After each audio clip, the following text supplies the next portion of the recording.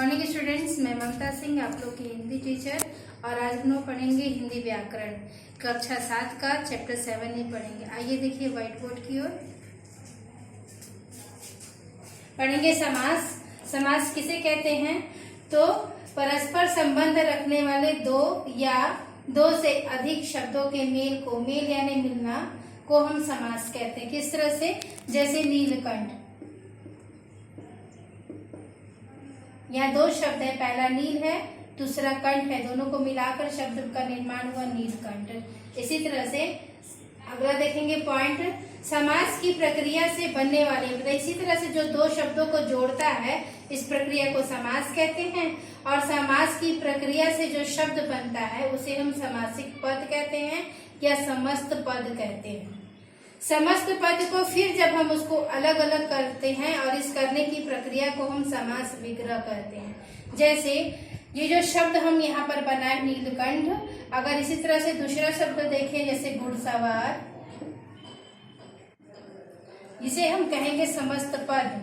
और इस समस्त पद को जब हम विग्रह करेंगे यानी तोड़ेंगे तो बनेगा ये घोड़े पर सवार, इसे हम कहते हैं घुड़सवार। ये हो गया विग्रह करना और ये हो गया समस्त पद बनाना। समास की प्रक्रिया में आगे चलते हैं तो हम लोग देखेंगे कि समास के भेद होते हैं 6। पहला होता है अव्ययी भाव समास, दूसरा होता है तत्पुरुष समास, तीसरा होता है कर्मधारय समास, चौथा होता है द्विगु समास, पांचवा होता है द्वंद्व समास और छठवा होता है बहुव्रीहि समास। आइए उस तरफ देखें बोर्ड पर।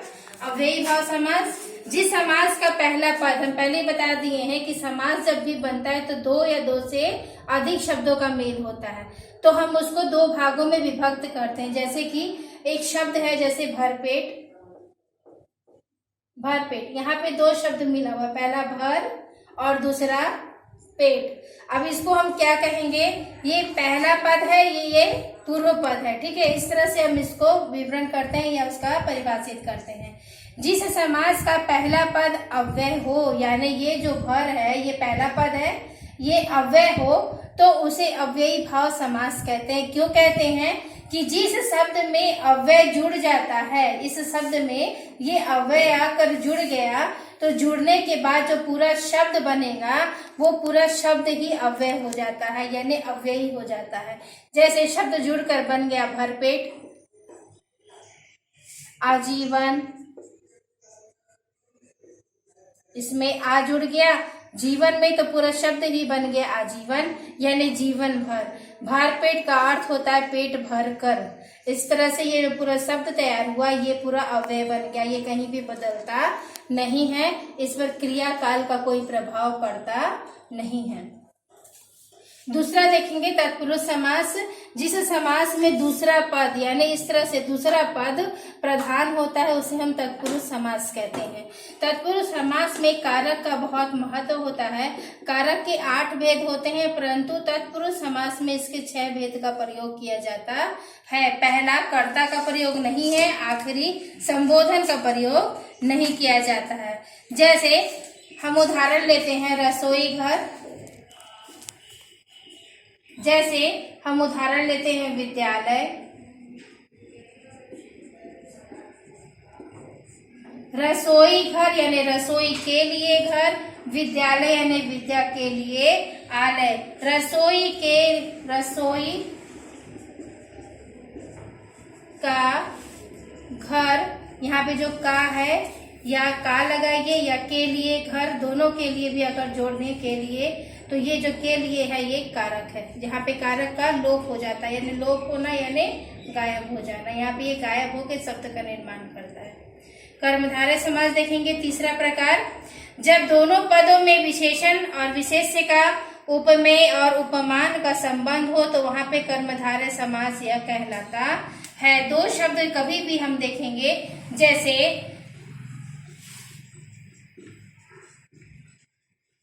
चंद्रमुखी, दो शब्द है ये अलग अलग है, चंद्र अलग है और मुखी अलग है। चंद्र यानी चंद्रमा और मुखी यानी मुखड़ा, ये दोनों शब्द जो आपस में ये विशेषण है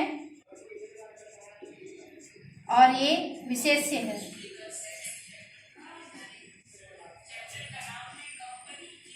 विशेषण और विशेष्य का संबंध होता है, उसी तरह उपमेय और उपमान का भी संबंध होता है, तो उस जगह पर यह कर्मधारय समास कहलाता है। देखेंगे द्विगु समास, जिस पद का पहला पद संख्यावाचक हो, संख्या यानी गिनती बताएगा, कोई भी, जैसे उदाहरण हम लोग लेते हैं, अगर हम जैसे त्रिफला, पंचमुखी, चौराहा, देखेंगे पहला पद हमेशा संख्या यानी गिनती बता रहा है और दूसरा पूरे समुदाय के बारे में बता रहा है।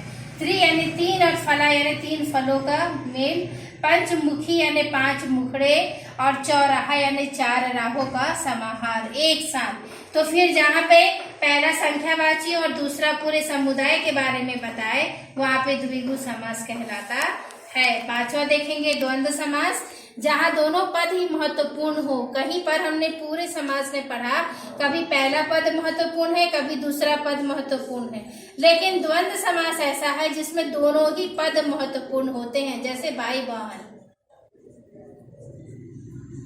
यहाँ दोनों ही पद महत्वपूर्ण है, भाई भी और बहन भी, लेकिन हम दोनों की तुलना नहीं करते, यहाँ पे समानता बताना रहता है। और इस समानता को बताने के लिए हम लोग बीच में एक योजक के चिन्ह का प्रयोग करते हैं। योजक, योजक यानी कि जिसको इस तरह से चिन्ह के द्वारा प्रकट किया जाता है। इसे जैसे ही योजक को हम विस्तृत रूप करेंगे, बढ़ाएंगे, तो इसके जगह पे या लगाएंगे, और लगाएंगे, अथवा लगाएंगे, और इसको विभक्त करके हम लिखेंगे, जैसे भाई और बहन, दिन और रात, माता और पिता, इस तरह से शब्द को हम विभक्त करते हैं। तो जहाँ पे इस तरह से योजक का चिन्ह लगा होता है, वहाँ पे दोनों ही पद महत्वपूर्ण होते हैं और वह द्वंद्व समास कहलाता है।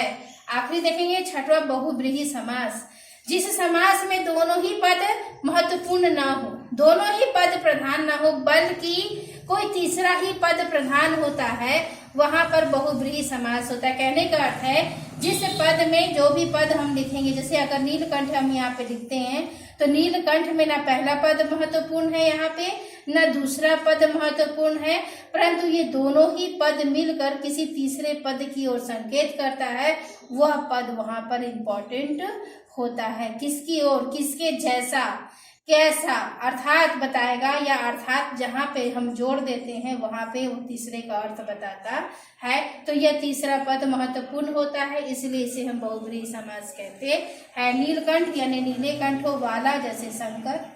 लंबोदर लिखेंगे तो लंबे उदर वाला होगा लंबोदर, अर्थात गणेश। इस तरह से हो गया। ये चैप्टर आपका यहीं पे समाप्त हो गया। इसके पीछे का ऑब्जेक्टिव आप स्वयं बनाइए, क्वेश्चन आंसर स्वयं बनाने का प्रयास करिए। Thank you.